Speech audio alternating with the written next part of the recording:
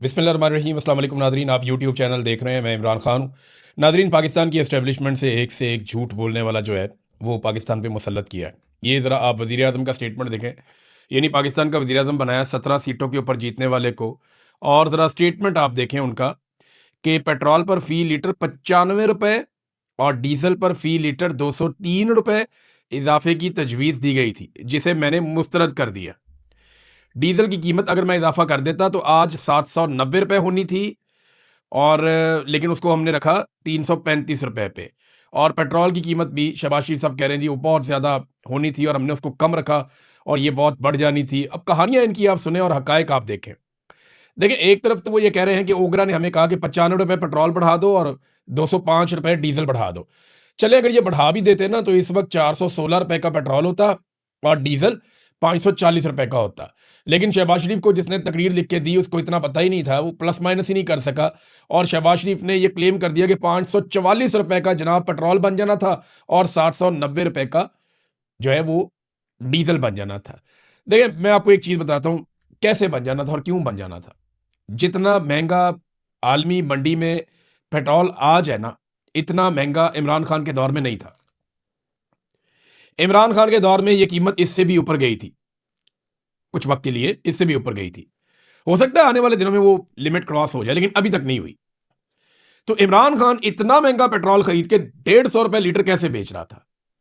सवाल जो पैदा होता है वो ये है कि इमरान खान इनसे महंगा पेट्रोल खरीदता था और 150 रुपए लीटर बेच देता था, और ये शहबाज शरीफ उस वक्त चौड़े होकर कहते थे कि आलमी मंडी में जो कीमत है इसके हिसाब से 70 रुपए मजीद कम कर दो। यानी उस वक्त कुछ 70-80 रुपए की कीमत कह रहे थे, यहां पे ले आओ, कोई नुकसान नहीं होगा। आज वो कहता है कि जी 790 रुपए लीटर मैंने बेचना है और मैं कौम पे बहुत बड़ा एहसान कर रहा हूं। भाई, इमरान खान तुमसे महंगा पेट्रोल खरीद के 150 रुपए का बेच रहा था, ये सस्ता पेट्रोल खरीद के 325 रुपए से ज्यादा का बेच रहे हैं, और फिर भी कौम पे एहसान चढ़ा रहे हैं कि जनाब हम तो सस्ता बेच रहे हैं, हम तो जेब से पैसा डाल रहे हैं। तो ये सारा फ्रॉड है, झूठ है। हाई ऑक्टेन के साथ इन्होंने जो किया, उसके बाद पीआईए जिन्होंने खरीदी है उन्होंने रुला डाल दिया। वो आरिफ हबीब साहब आए, उन्होंने कहा जी इस कीमत के ऊपर तो हम पीआईए को चला ही नहीं सकते, पीआईए तो बंद हो जाएगी, वो तो खसारे में चली जाएगी। तो वो जो पीआईए जिन्होंने खरीदी है ना, वो इनसे ठीक करवा लेंगे कीमत, या उनसे कोई ना कोई कोटा ले लेंगे, या कोई ना कोई अपना माहौल बना लेंगे। वो हाई ऑक्टेन का अपना कोई ना कोई जुगाड़ निकाल लेंगे। उन्होंने जहाज चलाने हैं, वो कभी भी नुकसान में नहीं जाते। आरिफ हबीब साहब इस बात की खातिर जमा रखे कि फौजी फाउंडेशन के साथ उन्होंने इत्तेहाद किया है, और पाकिस्तान में फौज ने बेशक कोई ज़मीन फतह नहीं की, फौज ने बेशक कश्मीर को और फ़लस्तीन को आज़ाद नहीं करवाया, बेशक हमारे दरियाओं का पानी जो भारत ने रोका उनको आज तक नहीं छुड़वा पाए, बेशक हमारे बहुत बड़े बड़े इंटेलिजेंस फेलियर हैं, बेशक पाकिस्तान दो टुकड़े हो गया है, बहुत अजीबोगरीब किस्म की पाकिस्तान की फौज की कारकर्दगी रही है। लेकिन इसके बावजूद अच्छी भी रही है बाद औक़ात। ये अभी तैयारी कराए थे इंडिया के, उससे पहले 1965 में हमने बड़ी तगड़ी जंग लड़ी है, हमारे लोग बड़ी बहादुरी से लड़ते भी रहे, ये बात भी ठीक है। लेकिन कोई ऐसा कारनामा नहीं है जिसको हम कहें कि ये इलाका पूरा ऐसा है जो पाकिस्तान की फौज ने फतह किया। पाकिस्तान जब बना था ना तब बड़ा था, आज छोटा है। चाहे आप जाके इसको नाप लें गिलगित बल्तिस्तान में, जहाँ पे आपके ग्लेशियर्स हैं, वहाँ पे जो इलाके हमारे हुआ करते थे वो अब इंडिया के कब्जे में है। चाहे आप इसको नाप लें रकबे के नुक्ता नज़र से, पूरा का पूरा बांग्लादेश टूट के अलग हो गया, एक अलग मुल्क बन गया। तो पाकिस्तान की ज़मीन गई है, पाकिस्तान को ज़मीन मिली नहीं है। जब से पाकिस्तान बना उसके बाद से लेकर अब तक पाकिस्तान छोटा हुआ, बड़ा नहीं हुआ। फौज का काम था कि पाकिस्तान की ज़मीन की हिफाजत करती, लेकिन बदकिस्मती से नहीं हो पाया। लेकिन फौज ने कारोबार में कभी नुकसान नहीं किया। आज तक एक भी कारोबार ऐसा नहीं है जहां फौज को नुकसान हुआ, चाहे डीएचए हो, चाहे इनका खाद बनाने का कारोबार है, चाहे बैंक का कारोबार है, चाहे एजुकेशन का कारोबार है, चाहे सड़कों का कारोबार है, कंस्ट्रक्शन का कारोबार है, और बेशुमार दूध का कारोबार है, मक्खन का कारोबार है, बहुत सारे कारोबार हैं। अब तो उसमें भी आ गए हैं ये जो मोबाइल फ़ोन कंपनी है वो भी एक बनी हुई है, तो बड़ा कारोबार है। सियाहत का कारोबार में भी आ गए, अब तो ज़राअत के अंदर भी आ गए हैं, मादनियात के अंदर भी आ गए। तो फौज को कभी नुकसान नहीं होता है, ना फौज के ज़ेली इदारे को नुकसान होता है, बेफिक्र हो जाए। आरिफ हबीब साहब, ये आपका मामला हल हो जाएगा। इमरान खान साहब जब अपने डॉक्टरों से मिले, अभी डॉक्टर जब जेल में जाके इमरान खान साहब को मिले, तो इमरान खान साहब ने उन्हें कहा कि 2 बातें बाहर जाके बोल देना। इमरान खान साहब ये चाह रहे थे कि कम से कम 2 बातें ऐसी हैं जो दुनिया को पता चले। वो ये समझते हैं शायद दुनिया को बिल्कुल पता नहीं है, क्योंकि उन्हें दुनिया से काट के रखा गया है। लेकिन हकीकत ये है कि हम सब ये जानते हैं, ना सिर्फ जानते हैं बल्कि इसके ऊपर रोज़ाना की बुनियाद पे बात भी करते हैं। एक तो इमरान खान ने कहा कि मुझे किसी से मिलने नहीं दिया जा रहा, दूसरा मुझे पढ़ने के लिए किताबें नहीं दी जा रही। ये 2 इमरान खान साहब के मामला थे, लेकिन डॉक्टरों ने इनकार कर दिया। उन्होंने कहा जी हम बाहर जाके नहीं बता सकते, लेकिन सोर्स से खबर तो निकल आती है। असदुल्ला खान साहब का एक मरतबा फिर शुक्रिया, उन्होंने ये बड़ी खबर फिर निकाली, फिर इसको ब्रेक किया। तो अब आ जाए नाजरीन कुछ बड़ी खबरों की तरफ। एक तो बड़ी खबर ये है कि अटैक हुआ है अमेरिका के ऊपर, और ये बड़ा अटैक है। लेकिन इससे पहले दुनिया के 7 ताकतवर तरीन मुल्क G7, ये बड़ी मईशतें हैं दुनिया की, ग्रुप ऑफ 7, ये बैठे थे। यहाँ पे कुछ और ममालिक भी मैंने देखा, वो भी इसके अंदर शामिल थे। कनाडा है, फ्रांस है, जर्मनी है, इटली है, जापान है, बरतानिया और अमेरिका है। ये ममालिक जो है वो बैठे और इन्होंने आपस में बातचीत की है। और इसके अंदर फ्रांस के अंदर इनकी ये मीटिंग हुई है। इसमें अमेरिका के जो सेक्रेटरी खारजा हैं मार्को रूबियो, वो भी इस मुलाकात के लिए गए। यहाँ पे दो बड़ी अहम चीज़ों पे बात हुई। एक तो उन्होंने कहा जी कि फौरी तौर पे जंग का खात्मा किया जाए, और जो शहरियों के ऊपर हमले हो रहे हैं ना, वो खत्म होने चाहिए। जो आम शहरियों का नुकसान हो रहा है वो नुकसान नहीं होना चाहिए। और दूसरा, आबनाए हुर्मुज़ की नकलो हरकत को भी खोला जाए, इसके लिए कोशिश की जाए। तो ये अरब ममालिक भी कोशिश कर रहे हैं, यूरोपीय ममालिक भी कोशिश कर रहे हैं। लेकिन ईरान का नुक्ता नज़र बड़ा तगड़ा है। वो साफ कहता है जी देखिए, ज्यादती हमने शुरू नहीं की, हम तो मुज़ाकरात कर रहे थे। हमें तो अमेरिका ने और इसराइल ने टारगेट किया, उन्होंने हमारे ऊपर हमला किया। और ईरानी साहब कहते हैं कि नेतन्याहू ने डोनाल्ड ट्रंप को लाके इस लड़ाई में इसलिए फंसाया कि डोनाल्ड ट्रंप को एप्स्टीन फाइल की वजह से और दीगर कुछ चीज़ों की वजह से शदीद मुश्किलात का सामना था। अब देखें ना, 28 तारीख आ गई है, अमेरिका के अंदर 2 की मूवमेंट जो है वो आज चलेगी। अब देखते हैं नो किंग्स मूवमेंट में कितने लोग निकलते हैं। 9 मिलियन का उनका तखमीना है, 600 मुकामात पे वो एहतजाज करने जा रहे हैं। तो डोनाल्ड ट्रंप के लिए काफ़ी दिक्कत पैदा हो सकती है। देखते हैं क्या होता है। अमेरिका को फिलहाल जवाब का इंतजार है। जब मार्को रूबियो ने बातचीत की मीडिया के साथ, तो मार्को रूबियो ने यह कहा कि हम इजाफी फौज ज़रूर भेज रहे हैं खलीजी ममालिक में, और वो वहाँ पे रहेगी। और वो इसलिए रहेगी ताकि डोनाल्ड ट्रंप कल को कोई फैसला करते हैं तो उस फैसले को करते हुए कोई दिक्कत ना हो। यानी वहाँ पे हमारे पास इजाफी फौज भी होनी चाहिए, हथियार भी होने चाहिए, सिस्टम भी होना चाहिए कि जंगबंदी करनी है या लड़ाई को बढ़ाना है, दोनों सूरतों में डोनाल्ड ट्रंप के पास ऑप्शंस खुले रहें और सहूलत मौजूद रहे। तो उन्होंने एतराफ़ किया कि वाकई में जो खबर दी गई थी कि अमेरिकन फौजियों की नफरी को बढ़ाया जा रहा है खलीजी ममालिक में, वो खबर दुरुस्त थी। साथ ही साहब उन्होंने कहा जी कि हमें ईरान का इंतज़ार है कि वो जो 15 हमने उनको मुतालबात उनके सामने रखे हैं, उनका जवाब क्या आता है। देखिए, 5 मुतालबात ईरान के भी हैं। ईरान ने भी अपने मुतालबात अमेरिका के सामने रखे हैं, अमेरिका ने अपने मुतालबात ईरान के सामने रखे हैं। इनमें चंद मुतालबात तो ऐसे हैं जो ईरान कभी भी नहीं मान सकता, वो उनकी घुट्टी में ही नहीं है, वो नहीं मानेंगे। और यहाँ पे ईरान की जानिब से जो मुतालबात हैं, अगर वो जायज़ भी हैं तो अमेरिका के लिए बहुत मुश्किल है उन मुतालबात को मानना। तो ये लंबा प्रोसीजर है कि कब तक ये मामला हल होता है। लेकिन एक चीज़ तो वाज़ेह हो रही है कि अमेरिका अपनी नफरी बढ़ा रहा है खलीजी ममालिक में, और इसके ऊपर रिएक्ट कर रहा है ईरान। ईरान ने 2 बड़े हमले किए हैं।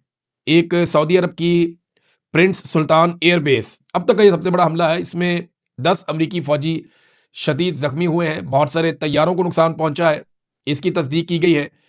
और अमेरिकन मीडिया भी ये कह रहा है कि अमरीकी फ़ौजी बहुत शदीद ज़ख्मी और में 2 की हालत जो है वो ख़तरे में है। जबकि जो एयरक्राफ्ट वहाँ पे मौजूद थे, तैयारे, उनके बारे में ईरान ने कुछ वीडियो जारी किए हैं, वो भी तबाह हुए हैं। और कुछ जो फ्यूलिंग का सिस्टम था अमेरिकन का प्रिंस सुल्तान एयरबेस पे, वो भी बहुत बुरी तरह मुतासिर हुआ है। तो ये एक बड़ा तगड़ा हमला था ईरान की जानिब से। और एक और चीज़ मैं आपको बताता हूँ, ये एक जजीरा है, इसको कहते हैं बूबयान जजीरा। ये कुवैत के पास है, इराक के बिल्कुल साथ। ये बड़ी इंपॉर्टेंट जगह है, ये अल्लाह ताला का एक दिया हुआ तोहफा है, कुदरत का बड़ा शानदार तोहफा है यहाँ पे इस रीजन को, कुवैत को।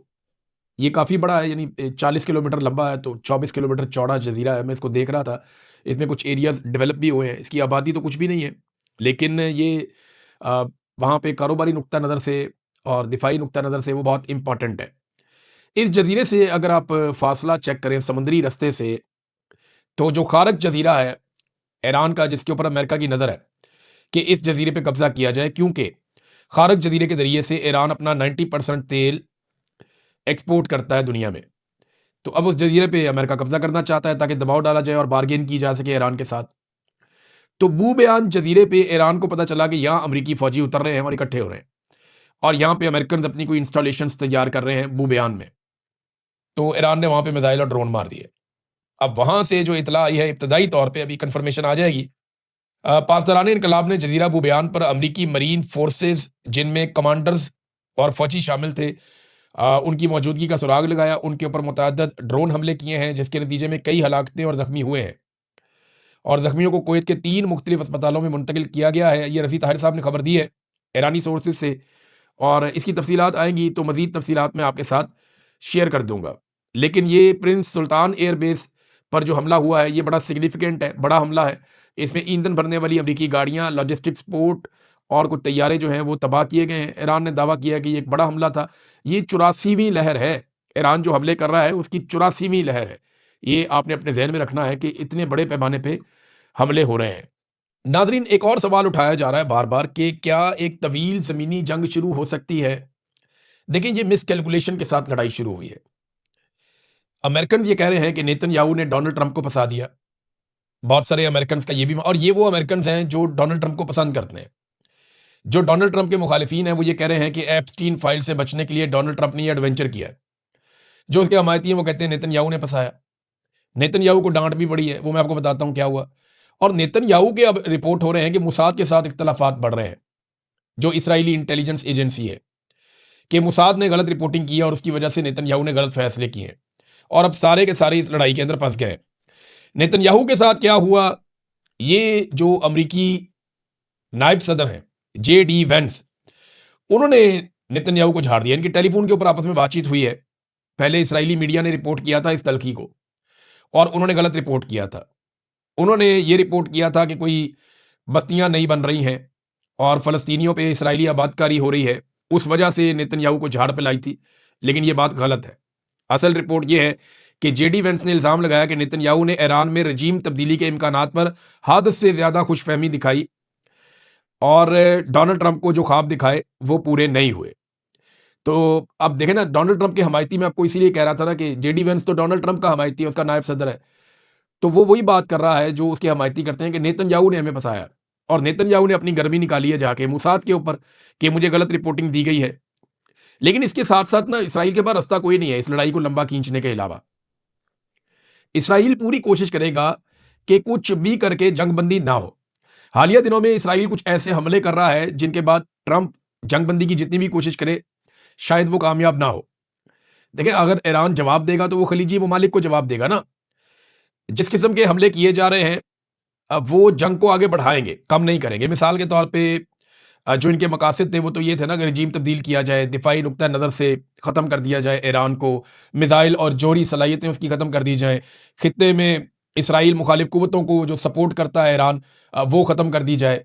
लेकिन वो कर क्या रहे हैं? स्कूलों के ऊपर हमले, अस्पतालों के ऊपर हमले, सनती यूनिट्स के ऊपर हमले, कारोबारी दफातर के ऊपर हमले, सरकारी दफातर के ऊपर हमले, रिहायशी इमारतों के ऊपर हमले, पावर इंफ्रास्ट्रक्चर के ऊपर हमले, वाटर प्लांट्स के ऊपर हमले, स्टील मिल्स के ऊपर हमले, फैक्ट्रियों पर हमले। अब 3 स्टील मिल्स ऐसी हैं ईरान की जिनके ऊपर अटैक किया गया है। 3 अलग-अलग जगहों पे, अलग-अलग शहरों में है, और ये बड़ी स्टील मिल्स हैं ईरान की। और गालिबन अमेरिका और इसराइल ने ये हमला इसलिए किया कि उन्हें ये लगता होगा कि यहाँ से ईरान को अपने दिफाई साजो-सामान को बनाने के लिए स्टील मुयस्सर आता है। लेकिन जो अलार्मिंग खबर है वो ये है कि ईरान की 70% जो एक सलाहियत है स्टील पैदा करने की या कारामत बनाने की, वो मुतासर हुई है इन 3 स्टील मिल्स के ऊपर अटैक के बाद। फैक्ट्रियों के ऊपर हमले किए जा रहे हैं। तो ये बात साबित हो रही है कि लड़ाई हथियारों के खिलाफ नहीं है सिर्फ, बल्कि ये एक मुल्क को मुकम्मल तौर पे मफलूज करने के लिए लड़ाई है, ताकि दबाव डाल के अपनी शराइत मनवाई जा सकें। देखिए, इसका जवाब ईरान भी दे रहा है। पहले आप ये देख लें कि अराक्ची का स्टेटमेंट क्या है। अराक्ची एक खौफनाक हकीकत सामने लेकर आए अपने ऑफिशियल स्टेटमेंट में। उन्होंने कहा 27 दिनों की इस गैर कानूनी जंग में अमेरिका और इसराइल ने ईरान भर में 600 से जायद स्कूल तबाह कर दिए, जिसके नतीजे में 1000 से जायद तलबा और उसातिज़ा शहीद हो गए। ये बड़ी खौफनाक हकीकत है। ये कार्रवाइयाँ इस बात की अक्कासी करती हैं कि शहरी ढांचे को मुनज़्ज़म अंदाज में निशाना बनाया जा रहा है, जहां इंसानी जानों और बुनियादी इक़दार की कोई परवाह नहीं की जा रही। ये इंसानियत के लिए एक संगीन और तशवीशनाक सूरत हाल है। ये जंगी जराइम के ज़ुमरे में आता है। अब ये काम यहाँ से किए जा रहे हैं, दूसरी जानिब ईरान भी वार्निंग दे रहा है। अब जब ईरान के अंदर स्टील मिल्स तबाह की गई हैं और वाटर प्लांट जो है उनको निशाना बनाया गया है, तो ईरान ने भी कुछ जगहों की निशानदेही की है। ये 6 जगहों पे ईरान अटैक करेगा स्टील मिल्स के ऊपर।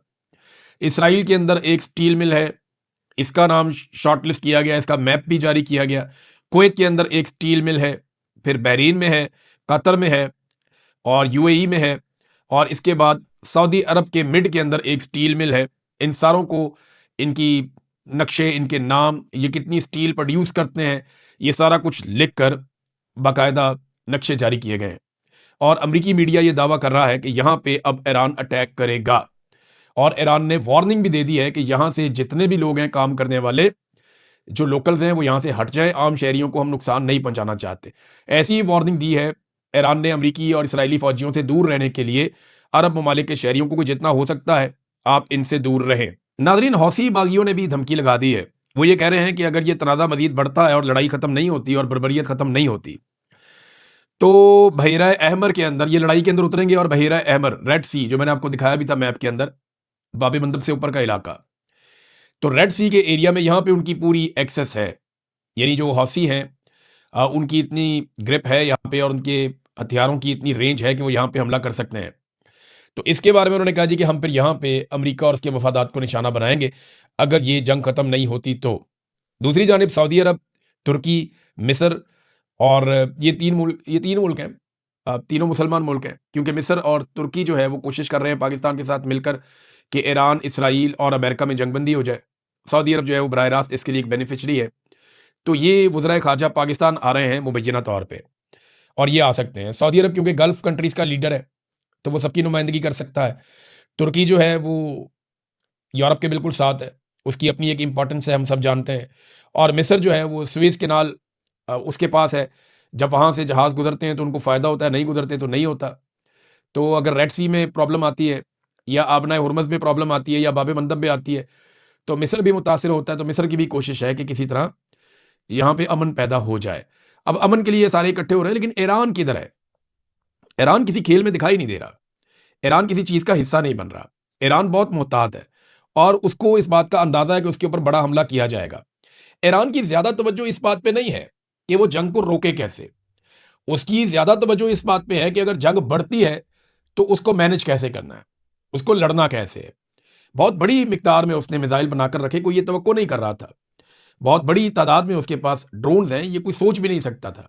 तो ईरान का ज़्यादा फोकस इस बात पे है कि रशिया के साथ, तुर्की के साथ, सेंट्रल एशिया के कुछ ममालिक हैं उनके साथ, और चाइना के साथ उसने अपना रिलेशन कैसे रखना है और उनके साथ किस किस्म का ताल्लुक बनाकर रखना है कि अगर लड़ाई लंबी चलती है तो ईरान सस्टेन कर सके।